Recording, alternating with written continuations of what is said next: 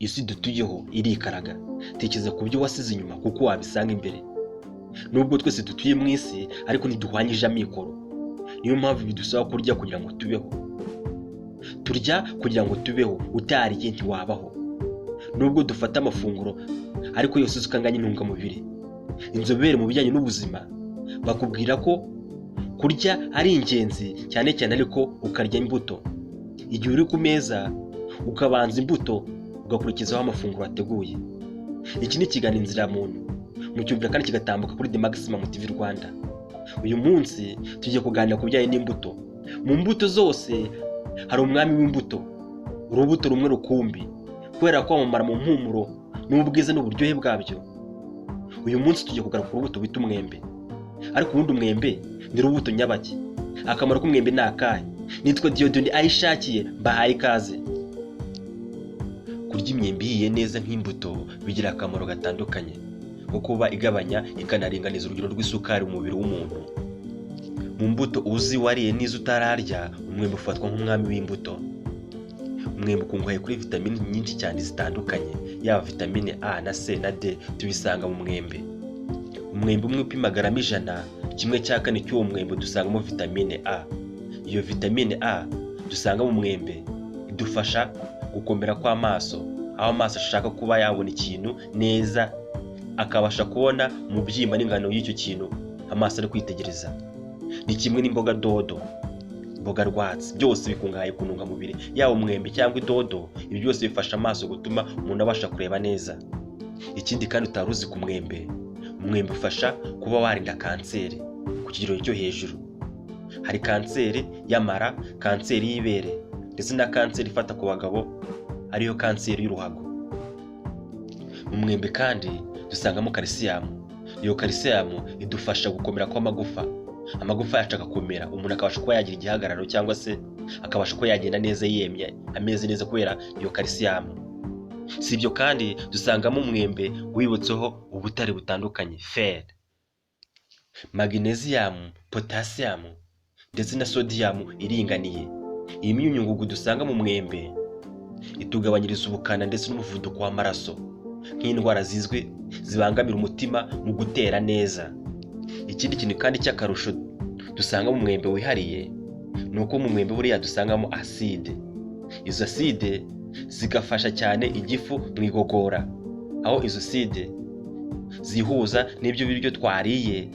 Mu gihe igifu kirimo kiragogora bikacyorohera cyane, maze igifu kigashwanyaguza ibyo twariye. Ariyo mpamvu bimwe bisohoka bikajya hanze biciye mu rura runini, ndetse n'ibindi nabyo byiza by'intungamubiri bigakomeza mu maraso bijya kubaka umubiri. Niyo mpamvu igifu kibisya ibijya kubaka umubiri bikanyura mu maraso, maze ibisigazwa bikaca mu rura ruto n'urura runini bikomeza bijya hanze. Izi nubwo ari acide zidufasha kuringaniza izindi acide ziri mu nda y'umuntu ndetse n'imyunyungugu. Umuntu ukunda kurwara amangati cyangwa se wahuye n'ikibazo cyo mu nda akaba ari kugarura acisha hejuru, niyo mpamvu uzumva ukumva hari impumuro idasanzwe. Niyo kandi ukaba wariye ibintu byiza kandi biryoshye, ariko iyo utangiye kugarura ucisha hejuru uba wumva ufite indi mpumuro kubera acide carbonique, acide dioxide. Ni ukubera izo acide n'urwo rujyano byorohereza igifu cyane kugira ngo gisye neza, kandi bikacyorohereza no kuba igifu kitabangamirwa, kibasha korohererwa mu buryo gisyamo ibyo twariye. Ikindi kandi cyihariye ku mwembe ni uko umwembe ushobora kuba wakororokeramo izindi utundi dukoko. Utwo dukoko dushobora kuba twava mu mwembe. Uti ngo byagenda bite? Buriya umwembe ufashe ukawukomeretsa ukawushyira ahantu ukigendera ukagaruka nyuma runaka, usanga igishishwa cy'inyuma cyaraboze, maze imbere akagenda havamo utundi tunyangingo. Utwo tunyangingo twororokera mu mwembe natwo tuvamo tukajya ahandi.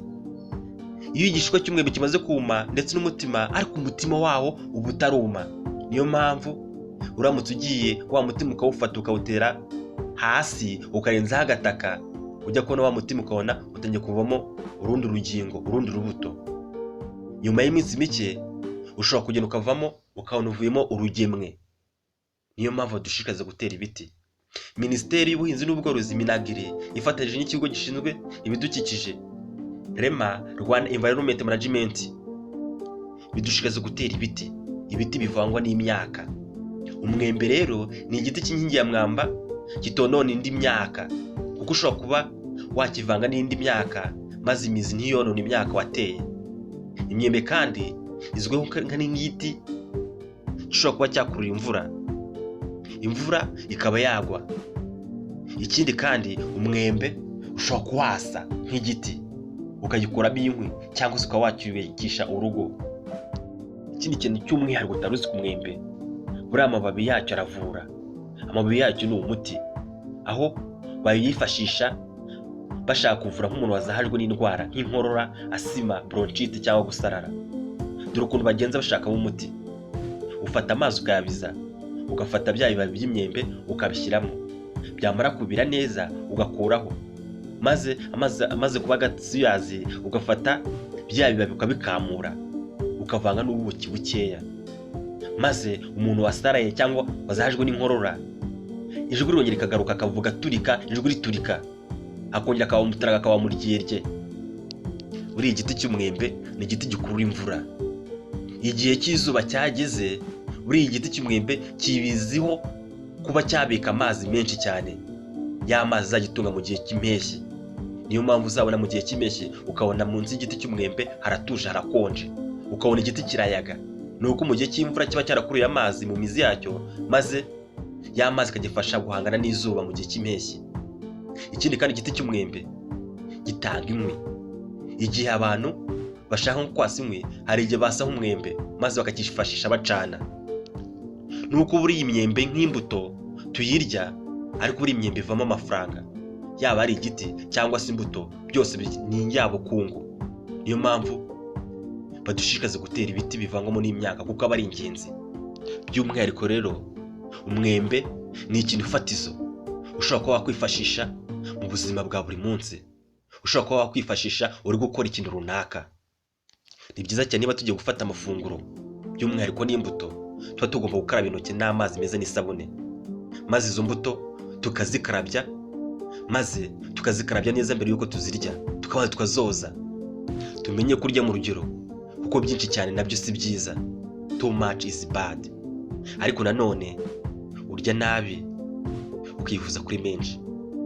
Iki kiganiro cyitwa Inzira ya Muntu. Twari turimo tureba inzira ya muntu mu mibereho n'imirire, mu cyumva kigatangwa kuri The Maximum TV Rwanda.